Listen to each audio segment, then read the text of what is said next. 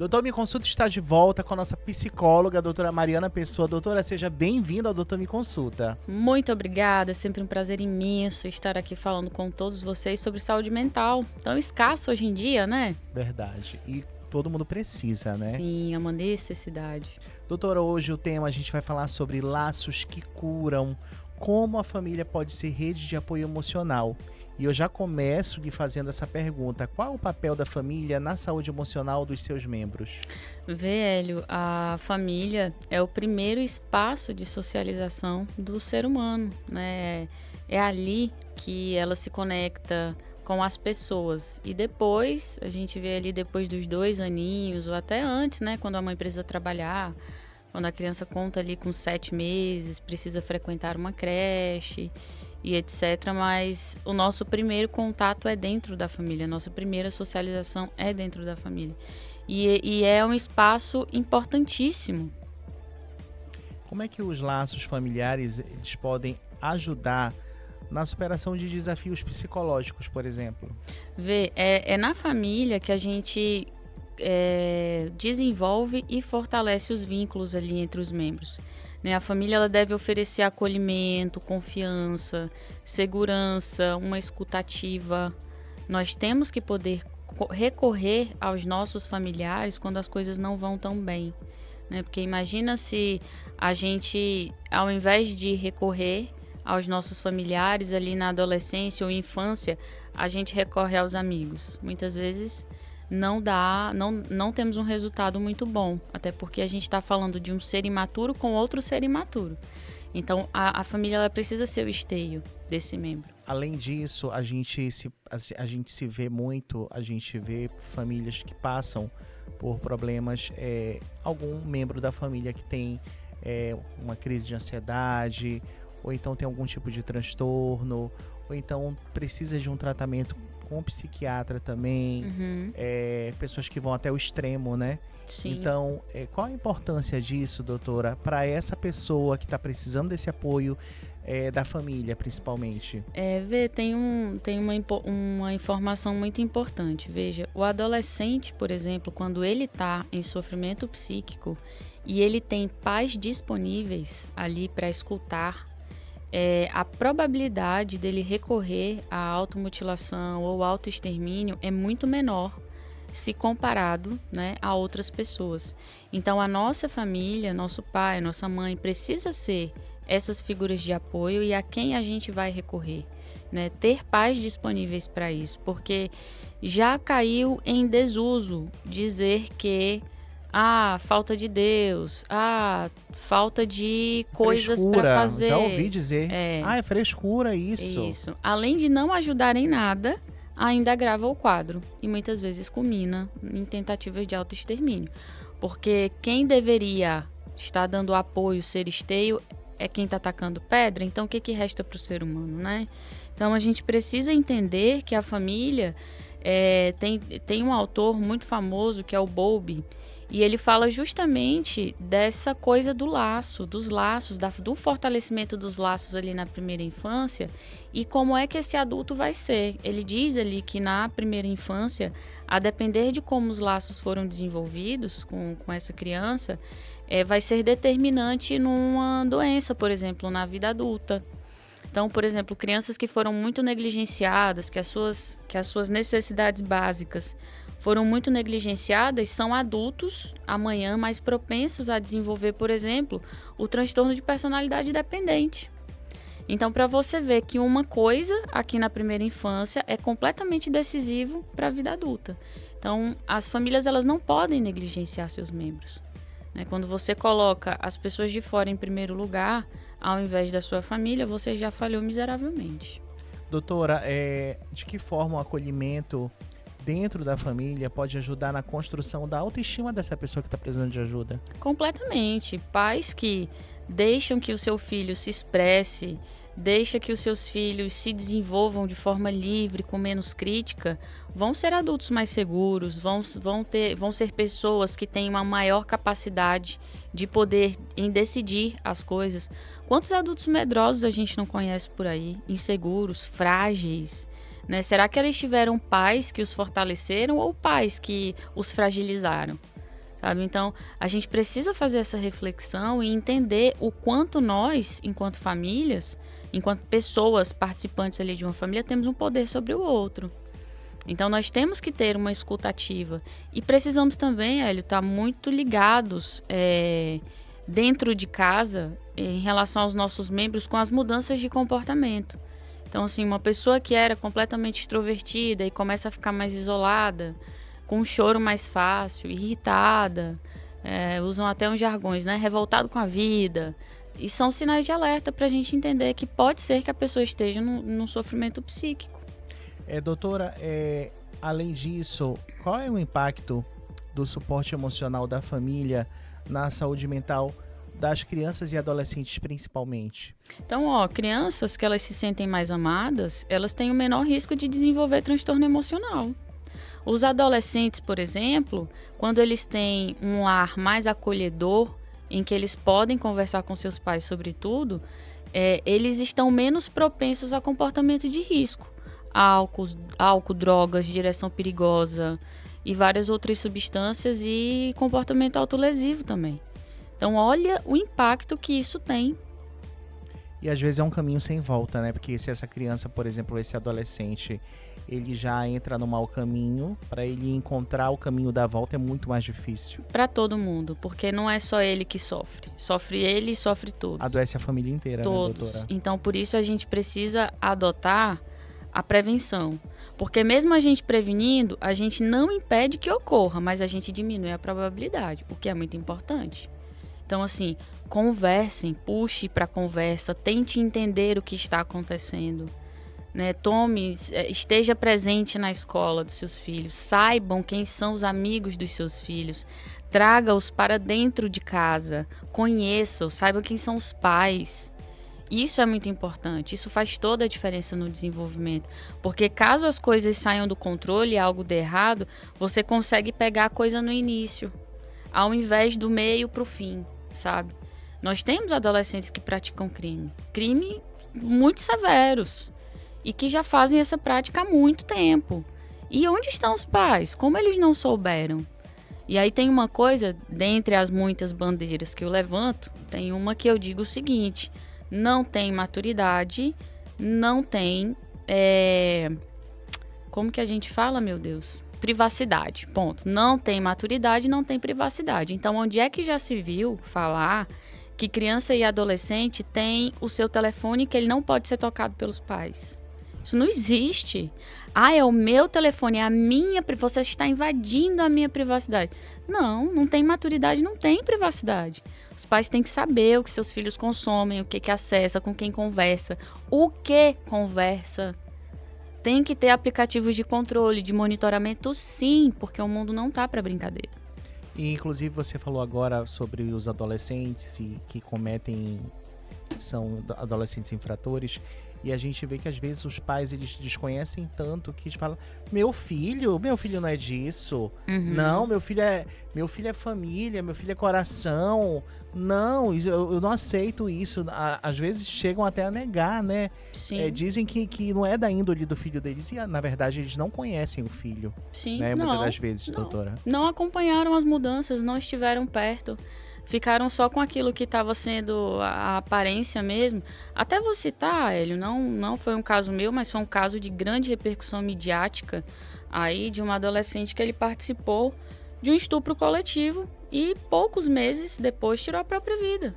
Você está entendendo, assim, o nível? E entende que para chegar a isso não foi do dia para a noite, que teve uma construção, que teve uma série de delitos antes, muito provavelmente, que teve uma série de mudanças comportamentais, porque a gente pede ajuda muitas vezes em silêncio. O silêncio é o próprio pedido de ajuda. E os pais são os maiores especialistas nos seus filhos. Eles é que sabem. Eles é que conhecem os filhos.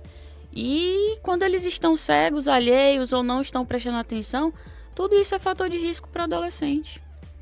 A gente já entra, então, doutora, na questão do apoio emocional na prática. De fato, como incentivar o diálogo saudável dentro da família? Perfeito. Olha, perguntas abertas como foi seu dia? Como você está se sentindo hoje? Está muito puxado a escola? Você está fazendo tal esporte, você gostaria de trocar, está sendo bem tratado. Eu costumo perguntar muito isso para as crianças que eu atendo e para crianças fora do consultório, dizer assim, estão tratando você bem? Seus professores são legais? Seus amiguinhos te tratam com respeito, com educação? Né? Porque são perguntas abertas que, de repente, você se surpreende com a resposta, sabe? Então, a gente... E as crianças são muito sinceras, elas falam mesmo, Sim, né, doutora? Sim, elas são, mas elas são muito sinceras a partir do momento que você dá espaço para que elas sejam. Porque crianças que são muito repreendidas por tudo, elas se trancam. Então, a gente tem que deixá-las à vontade para que elas falem a verdade. Quando a gente quer a verdade de alguém, a gente tem que ser gentil. A gente não pode assumir uma postura de torturador para obter a verdade. A gente falha absurdamente quando a gente assume essa postura. Então, tem que ser gentil. Tem que ser gentil no processo inteiro. Então, perguntas abertas e todos os dias. Olha, eu percebo você meio distante. Eu percebi que na última semana você não quis almoçar à mesa. O que está acontecendo com você? Eu quero te entender. Então, isso aproxima a família. Isso faz com que, poxa, será que eu posso mesmo confiar? E aí, quando os pais eles oferecem essa escuta ativa e eles dão o acolhimento necessário, a probabilidade desse adolescente compartilhar outras coisas é muito maior, inclusive dos seus amigos. Você sabia disso? Não só coisas particulares, mas eles se sentem tão confortáveis que eles compartilham coisas dos amigos, que está acontecendo com os amigos. Olha só. E se esses pais sabem quem são uns aos outros, eles acessam os outros pais, conversam ali pelos bastidores e digam, ó, não deixe evidente que você sabe, mas está acontecendo isso, isso, isso na vida do seu filho, que o meu filho relatou. Então, por favor, preste atenção. Às vezes, comportamento de risco, sabe? Então, isso é muito importante. A gente precisa deixar muito à vontade. E como você bem falou, doutora, são gestos simples de cuidado que podem fazer a diferença no bem-estar emocional dessa criança, né? Sim, olha, é uma besteira. Eu sou madrasta e o meu... Ele parece seu filho, doutora. Eu acompanho o seu Instagram. Ele parece seu filho. Vocês são tão conectados. Nossa, eu amo demais, meu enteado. Amo absurdamente muito. E ele entrou numa fase agora, Hélio, de gostar. Ele sempre teve o paladar refinado, essa que é a palavra. Cozinhando, eu já vi também. E aí ele desenvolveu o gosto por sushi. Aí pronto, muito cedo, o bolso dos pais que aguentem, né? Porque ele liga pra gente lá de João Pessoa, dizendo assim, papai, tia Mara, já é domingo, já é dia de sushi, manda um sushi pra mim. Aí lá vai, a gente pedir no aplicativo sushi, aí vão entregar lá. Mas aí ele desenvolveu esse gosto refinado por sushi, nós fomos de férias agora e eu levei a parafernália toda do sushi porque eu faço sushi. E aí eu chamo ele para fazer comigo, porque é uma atividade nossa ali que gera conexão. Então, assim, o Lucas sabe fazer sushi, mas ele sabe por quê? Ele sabe porque a gente faz junto. Que legal. Então, olha, às vezes fazer o prato preferido, puxar para fazer junto, às vezes uma mensagem no meio do dia, dizendo, olha, meu filho, minha filha, você é muito amado, você me dá muito orgulho. Independente, o seu boletim não veio tão legal esse mês, mas meu filho, eu vi que você tentou. Poxa, como isso é importante para mim, sabe? Então, assim, se abrir o coração também para conversar com eles é muito importante. A gente primeiro se abre para que eles se abram, nunca é o contrário. E qual a importância do papel dos avós, dos tios, de outros parentes nessa rede de apoio emocional, doutora? Nossa, é fundamental. E assim, família pra mim é a base realmente de tudo. Ver que hoje a minha configuração familiar é assim, sou casada com meu marido e nós moramos numa casa que tem o acesso, as portas do fundo têm acesso à casa da minha sogra e do lado mora minha cunhada. E todos nós, graças a Deus, vivemos numa harmonia absurda. Então, quando é período de férias, que as crianças estão ali... É uma colônia de férias, porque eles saem lá da minha casa, tomam banho de piscina lá, correm para casa da vovó e tomam banho de piscina lá na vovó. Aí a vovó dá banho em todo mundo, são 4 netos, então assim, é uma farra. Esse apoio familiar, essa convivência familiar é muito gostosa. Às vezes a gente se reveza, tem circo, aí todo mundo vai com o tio, com a tia. Tem ali um cinema, vamos todo mundo junto. Então assim, essa convivência familiar é muito importante. Ser saudável, sabe? Ser leve. Porque tem coisas que, se o Lucas não se sente à vontade para falar comigo ou com o pai, ele conta pra vovó. Ou ele conta pra tia Tati, a tia Thalita. Então, assim, isso é muito importante também de ser vivido. Doutora, a gente entra na questão do equilíbrio. A gente fala que equilíbrio é tudo, né? Equilíbrio, então, junto com o autocuidado, melhor ainda. Sim, com então, certeza. Como é que os membros da família, eles podem oferecer esse apoio sem sobrecarregar emocionalmente? Ter clareza dos próprios limites, né? Às vezes a pessoa ela não quer conversar e a gente não tem que deixar aquilo se tornar uma inquisição. Ou então fala assim, eu entendo que você não quer falar agora, mas no momento em que você estiver confortável, vamos conversar porque eu estou preocupada. Então, se você quer falar agora, o Lucas tem 8 anos. E o Lucas, às vezes, ele fica com muita raiva de algumas coisas, porque o Lucas, ele é muito literal ainda, de certo e errado. Daí, fazem campanhas, né, hoje nas escolas em relação a bullying. Aí as crianças, como elas são muito literais, às vezes elas generalizam. Aí tudo é bullying. Uma brincadeira, um negócio, aí acaba virando bullying também. Sim. E aí ele fica chateado e ele não quer conversar na hora. E eu falo, Lucas, você tá confortável para falar agora? Não, então em outro momento a gente conversa, mas por favor, você conversa comigo porque eu tô preocupada. Aí às vezes o dia passa, ele vai pra escola de novo, aí antes de dormir a gente chama para contar a história. Aí, sabe o que acontece? Lembra que mais cedo você me perguntou? E aí ele fala na hora de ir dormir. Então, assim, vê como é importante essa construção? A gente dá a oportunidade, não quer falar, mas no outro momento tudo bem, mas não vira uma inquisição, porque não tem que ser. Então, a gente não tem que invadir.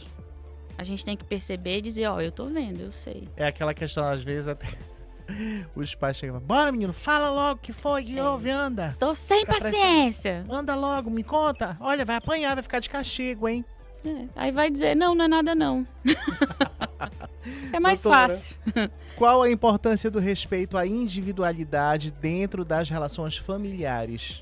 Família forte não é aquela que controla, mas que respeita os limites emocionais de cada membro. O respeito é uma base fundamental. Você pode não concordar comigo em tudo, mas você precisa respeitar os meus posicionamentos. Precisa. Então, tem coisas que com criança são inegociáveis. Estudo não se negocia, saúde não se negocia e nem segurança. Então, isso precisa ser imposto em algum grau. Porque imagina, a criança está tomando antibiótico e diz, não quero. Você, então tá bom, toma não. Não tem como. Então, essas coisas são inegociáveis. Todas as outras a gente negocia. Mãe, tô cansado, não quero tomar banho agora. Olha, tudo bem você não querer tomar banho agora, mas seu compromisso é às 14. Então, até às 14 você tem que estar de banho tomado. Então, você escolhe se vai fazer agora ou daqui a 20 minutos. Desde que 10 para as 2 você esteja pronto, porque nós vamos à terapia, por exemplo. Então, isso aí tudo bem. A gente negocia, sem invalidar o direito do outro. Porque o outro tem direito de estar cansado, estar mal-humorado, estar irritado. A gente também não tem esse direito. Eu acho que todo mundo deveria fazer terapia, doutora, com a senhora. É fundamental. Para aprender a poder a dar conselho, porque é tão legal, assim, você se sente tão bem quando você conversa com alguém que realmente tem uma palavra ali que vai te ajudar. Né? Terapia é vida. É vida, de fato. Olha, pra gente finalizar esse mega bate-papo, doutora, quando eu devo buscar ajuda externa, como terapia, para fortalecer o apoio dentro da família? Eu sempre... Olha, se o membro ele não se candidata à terapia, eu puxo. Eu só preciso de um membro da família fazendo terapia. Quando eu sinto necessidade, que tem que... Eu sinto, quando eu digo eu sinto, eu quero dizer quando o meu paciente sente. Aí eu faço uma convocação. Tem que ir, né? Eu faço uma convocação. Olha, eu preciso conversar com fulano, com ciclano. Fulano, quando é que você tem horário para me receber? Olha só, por favor. E quem recebe sou eu. Mas olha, família é onde as nossas emoções aprendem a nascer. Mas também é onde podem ser curadas. O afeto cura, ressignifica, traz reaprendizagens. Os laços, eles podem enfraquecer, mas eles também se fortalecem. Então, assim, família não é necessariamente a ausência de vínculo, mas é a capacidade, quer dizer, a ausência de conflitos, mas é a capacidade de aprender e lidar com eles. Falou tudo. Doutora, quero agradecer mais uma vinda sua aqui e também aproveitar e pedir para você convidar né? Essa rede de apoio que necessita das suas palavras, né, para poder aí lidar com os problemas do dia a dia. É muito importante a gente saber que quem cuida também precisa de cuidado. Então, se cuide. Você é o seu maior recurso, a sua cabeça é o seu maior recurso. Então, assim, se cuide para poder cuidar das outras pessoas que precisam ser cuidadas por você, mas não se negligencie. Pronto, a gente vai agora então falar que a doutora Mariana Pessoa, nossa psicóloga, atende ali na Avenida Benjamin Constant, número 720 no centro, tá bom? Espaço Roraima. Qual é o número para contato de consultas, doutora? 959-8123-3874. A gente sempre responde o mais rápido possível. Também tem minhas redes sociais, @marianapsiquepessoa. Eu que respondo os directs. Primeiro sempre vai uma mensagenzinha automática, caso eu não esteja online. Mas em seguida eu respondo os directs. Então eu tô sempre acessível aí. Fala um pouco também do seu podcast, doutora. Nós temos o CaféCast. Esse mês tem episódio muito novo. Muito legal, gente. Muito legal mesmo. Esse mês eu vou receber a doutora Cibele Navarro pra gente falar sobre os cuidados, né? Ela é uma mega profissional. Os cuidados que a mulher precisa ter com ela. Os exames preventivos, né? A gente precisa pra gente se cuidar, pra gente cuidar dos outros, a gente tem que se cuidar, né? Eu acompanhei a Oficina das Emoções, foi um sucesso, né, doutora? Nossa, foi muito gostoso. As crianças não queriam ir embora. Quando é que vai ter de novo? Já tem data? Agora, no dia 24/5, a gente vai fazer uma recriação lá no Mirandinha e vai trazer aquelas brincadeiras de época. Ai, que legal. Né? Então, pula-pula, vai ter uma delícia. Vai ser uma tarde, assim, muito maravilhosa com as Já crianças. garanta a sua vaga aí, que ainda dá tempo, né, doutora? E são poucas. Eu não chamo muita criança, não, porque eu quero qualidade. É isso. A gente se vê semana que vem, doutora. Combinadíssimo. Até depois, queridos. Até.